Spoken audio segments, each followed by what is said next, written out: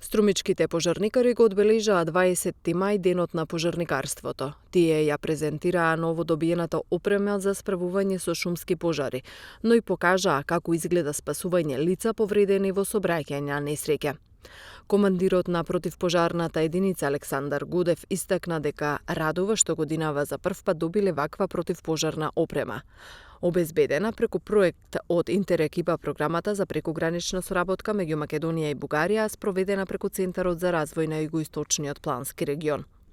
Опремата се состои од професионален комплет, заштитно одело, професионални чизми, ракавици, заштитен шлем, научари и подкапа. Едноставно опрема со која сме максимално подготвени да одговориме и на овие предизвици за каснење на вакви пожари.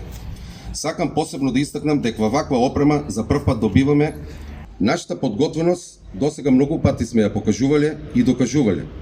И токму затоа денес, на нашиот ден, организираме мала показна вежба за извлекување на повредени лица од возило во сообраќајна незгода. На вежбата ќе ја презентираме и дел од опремата која користи тимот за спасување и пребарување од урнатини, која е во состав на републичките сили при Дирекцијата за заштита и спасување при владата на Република Северна Македонија. Градоначалникот на Струмица Костадин Костадинов се заблагодари за пожртвуваноста, хуманоста и посветеноста на пожарникарите. Вие сте чувари на нашите животи и на нашите имоти.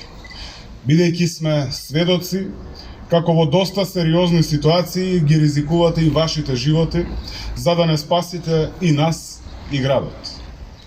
Ви благодарам за се што направивте и правите за нас и за нашата и ваша Струмица.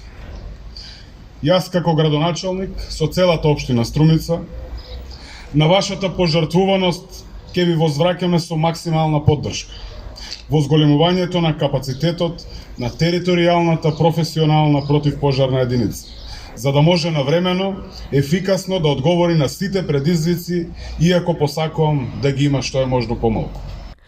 Инаку, освен Струмичките, Центарот за развој на Југоисточниот плански регион ги опреми и пожарникарите во Радовиш, во Ландово и во Гевгелија.